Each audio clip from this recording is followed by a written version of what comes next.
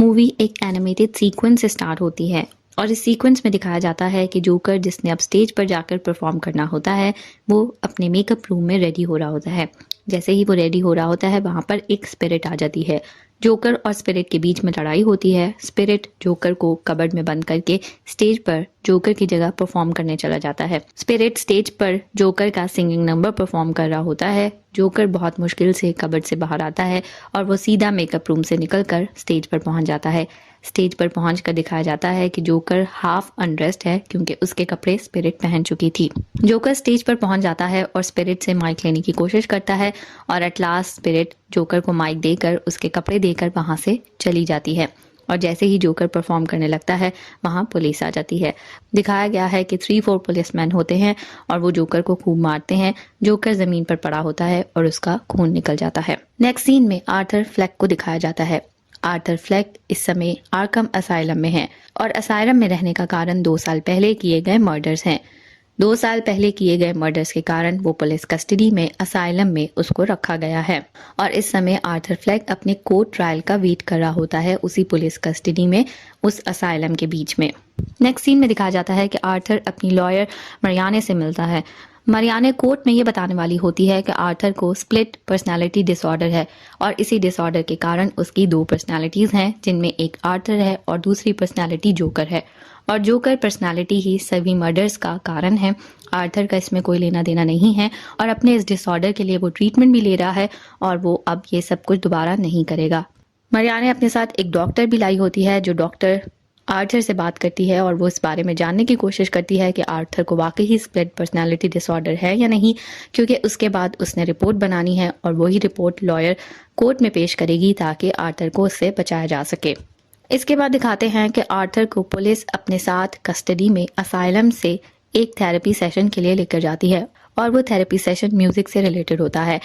Arthur वहां पर पहुंच जाता है और जब वो सेशन एंड हो जाता है, एंड पर सभी वहां पर गाने गा रहे होते हैं तो आर्थर को एक पेशेंट नजर आती है और वो पेशेंट उसको अपने पास बुलाती है। आर्थर उसके पास जाता है तो वो उसे बताती है कि उसका नाम ली है और वो आर्थर को बहुत पसंद करती है। दोनों वहां बैठ जाते हैं और आर्थर को ली अपने बारे में बहुत कुछ बताती है। ली बताती है कि जहां आर्थर ने अपना बचपन गुजारा है उसी नेबरहुड में ली भी रहा करती थी। ली ने यह भी बताया कि उसके फादर बहुत अब्यूजिव फादर थे, उसको बहुत मारा करते थे और कुछ समय पहले ही उनका प्लेन क्रैश में एक्सीडेंट हुआ और वो अपनी जान की बाजी हार गए और वो इस बात पर हंसती भी है। और साथ में वो ये भी कहती है कि उसे जोकर की पर्सनालिटी बहुत पसंद है, वो जोकर को बहुत पसंद करती है क्योंकि वो सब कुछ देख चुकी है जो जोकर ने किया है और वो जोकर के केस को फॉलो भी करती है। उसके बाद आर्थर को वहां से लेकर वापस असाइलम पुलिस कस्टडी में पहुंचा दिया जाता है। नेक्स्ट मूवी में आगे दिखाया जाता है कि आर्थर को एक मूवी स्क्रीनिंग के लिए लेकर जाया जाता है। आर्थर के साथ पुलिस वाले भी होते हैं और उसे उस मूवी स्क्रीनिंग को अटेंड करने के बाद वापस लाना होता है। मूवी स्क्रीनिंग के दौरान ही उसे वहां पर भी ली मिल जाती है। ली के साथ ही बैठकर वो मूवी देख रहे होते हैं जब ली उसे कहती है कि यहाँ से हम दोनों भाग जाते हैं। आर्थर उसे बताता है कि वो भाग नहीं सकता, पुलिस यहाँ पर है और वो बिल्कुल भी कोई भी ऐसा काम नहीं कर सकता। ली वहां से उठकर जाती है, अपना सिगरेट जलाती है और वहां पर पीछे आग लगाकर आकर वापस बैठ जाती है। थोड़े ही देर में वहां पर काफी सारी आग लग जाती है जिसके कारण सब वहां भागने लग जाते हैं। एक कियोस्क क्रिएटेड हो जाता है और उसी कियोस्क में ये दोनों भी भाग जाते हैं। आर्थर और ली भाग जाते हैं। बाहर जाकर ली उसे बताती है कि ये सब कुछ उसने किया है। दोनों बहुत खुश होते हैं, गाने गाते हैं, डांस करते हैं और उसके थोड़ी देर बाद दोनों को पुलिस अरेस्ट कर लेती है।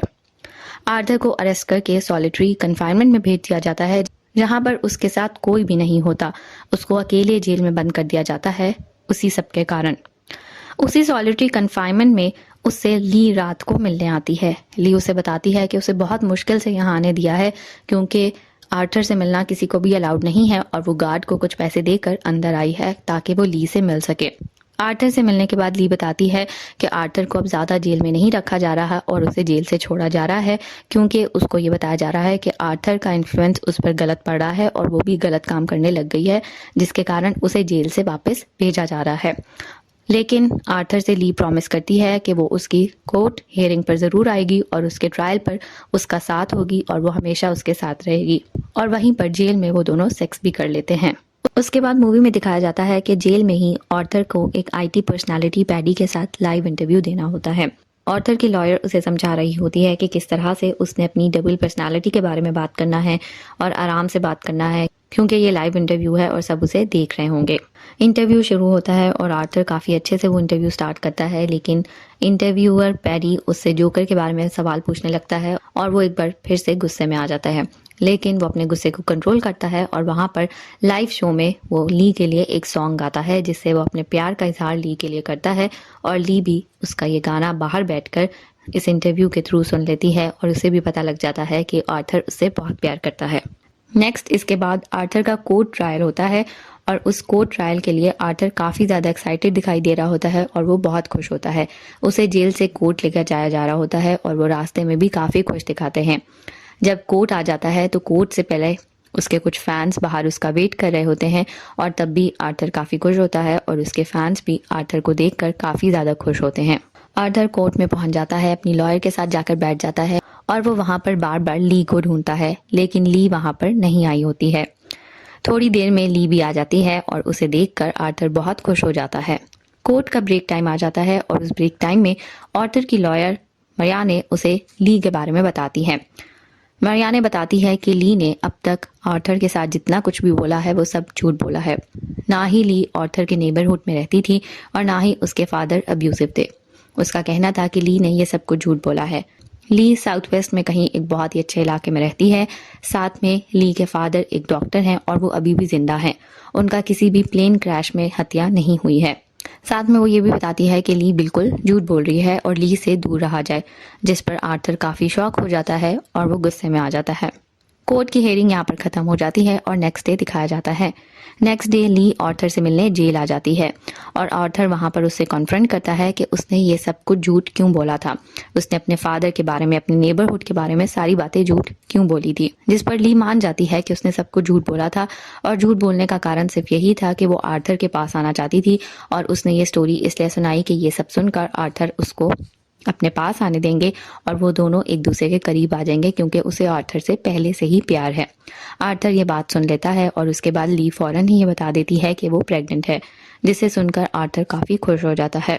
इसके बाद मूवी में कोर्ट का नेक्स्ट हियरिंग डे दिखाया जाता है, जिसमें आर्थर अपनी लॉयर मरियाने को फायर कर देता है और वो कहता है कि अब वो ये केस खुद लड़ेगा और वो अपना लॉयर खुद बनेगा। जिसके बाद कोर्ट में उसके जितने भी फैंस होते हैं वो सब बहुत खुश हो जाते हैं और आर्थर के खुद लॉयर बनने पर सभी उसको बहुत ज़्यादा सपोर्ट भी करते हैं।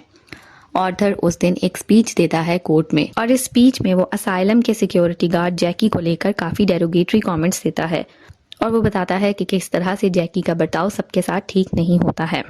कोर्ट हियरिंग खत्म होने के बाद उसे वापस असाइलम लेकर जाया जाता है और उस असाइलम पहुंचते ही जैकी और असाइलम के 2 गार्ड्स उसके साथ काफ़ी बुरा बर्ताव करते हैं और उसे बाथरूम में लेकर जाते हैं। बाथरूम में लेकर जाने के बाद जैकी और 2 गार्ड्स मिलकर आर्थर का रेप करते हैं और रेप करने के बाद उसकी हालत काफ़ी ख़राब हो जाती है। आर्थर को जब उसी अनकॉन्शियस हालत में उसके रूम तक लेकर जाया जा रहा होता है, वहीं पर आर्थर का एक फ़ैन जो दूसरे रूम में होता है वो काफ़ी बोलता है। वो सिक्योरिटी गार्ड से ये सवाल करता है कि आर्थर की हालत इस तरह क्यों हुई है और वो जैकी के बारे में भी सवाल करता है। इस पर जैकी को गुस्सा आ जाता है और वो उस फ़ैन को मार देता है। इसके बाद दिखाया जाता है कि कोर्ट में इस केस का आखिरी दिन है और आज के दिन फाइनल हियरिंग होनी है। आर्थर आज कोर्ट जोकर के अवतार में पहुंचता है। वो जोकर की ड्रेसिंग कर कर कोर्ट पहुंचता है और वो कोर्ट में जाकर बैठ जाता है। आर्थर के अगेंस्ट जो दूसरा लॉयर होता है वो आर्थर के अगेंस्ट काफ़ी सारे प्रूफ्स देता है, बहुत सारे गवाहों को बुलाता है और उनकी सारी प्रूफ्स लेकर वो कोर्ट में दे देता है और वो कहता है कि उसने अपना सारा केस अब बता दिया है, अब आर्थर की बारी है, अगर आर्थर के पास कुछ डिफेंस करने को है तो वो बता दे। जिस पर आर्थर कहता है कि उसने इस केस का डिफेंस नहीं करना और वो सब कुछ मान रहा है और उसके पास कुछ भी कहने को नहीं है। इसके बाद आर्थर एक स्पीच देता है और उस स्पीच में उसने आज तक जो कुछ भी किया होता है वो स्वीकार कर लेता है। वो अपने जोकर बनकर जो भी उसने मर्डर्स किए होते हैं उन सबको स्वीकार करता है, अपने जोकर के पर्सोना को स्वीकार कर लेता है। जिसके बाद ली बहुत गुस्से में आ जाती है और गुस्से में आते ही वो कोर्ट छोड़कर चली जाती है। ली के जाने के बाद कोर्ट आर्थर के अगेंस्ट अपना फैसला सुना देती है और कोर्ट बताती है कि आर्थर गिल्टी है और आर्थर को सज़ा मिलेगी। कोर्ट जैसे ही ये फैसला सुनाती है उसी समय बाहर बॉम्ब ब्लास्ट हो जाता है और बॉम्ब ब्लास्ट में बहुत सारे लोग मर जाते हैं। आर्थर किसी तरह बच जाता है, वो उठता है, बाहर जाता है और अपने 2 फैंस की मदद से वो वहाँ से भाग जाता है। भागने के बाद वो पूरे शहर में घूम रहा होता है और उसे एट लास्ट ली मिल जाती है। ली के मिलने पर वो काफ़ी खुश हो जाता है और वो ली से बातें करता है, उसको बताता है कि किस तरह से वो भाग आया है और अब वो दोनों अपनी ज़िंदगी एक साथ शुरू कर सकते हैं। लेकिन ली कहती है कि अब वो उसके साथ ज़िंदगी नहीं गुजारना चाहती, क्योंकि ली का कहना था कि उसे उसके जोकर के पर्सोना से बहुत प्यार था और ली ने मना कर रखा था कि अपने जोकर के पर्सोना के बारे में किसी को भी नहीं बताना। और कोर्ट में जब वो सब कुछ एक्सेप्ट कर लेता है तो इस पर ली बहुत गुस्सा हो जाती है। ली का कहना था कि उसने उसके मना करने के बाद भी ये सब क्यों किया। आर्टर उसे कहता है कि ये सब कुछ छोड़ दे और अब वो उसके साथ आ जाए, क्योंकि वो उसके बच्चे की माँ भी बनने वाली है, वो प्रेग्नेंट है, तो वो अब अपनी एक पूरी फैमिली बनाएंगे, एक अच्छी लाइफ स्टार्ट करेंगे। जिस पर ली उसे बताती है कि वो प्रेग्नेंट नहीं है और वो वहाँ से चली जाती है। जैसे ही वहाँ जाती है तो पुलिस आर्थर को ढूंढते हुए वहाँ आ जाती है और उसे एक बार फिर से अरेस्ट करके असाइलम पहुंचा दिया जाता है। असाइलम पहुंचने पर रात हो जाती है और नेक्स्ट डे दिखाया जाता है कि आर्थर असाइलम में ही होता है और वो असाइलम में कहीं जा रहा होता है तो वहाँ पर एक और पेशेंट आता है। वो पेशेंट आर्थर से बात करता है और उसे बताता है कि वो आर्थर का बहुत बड़ा फ़ैन है।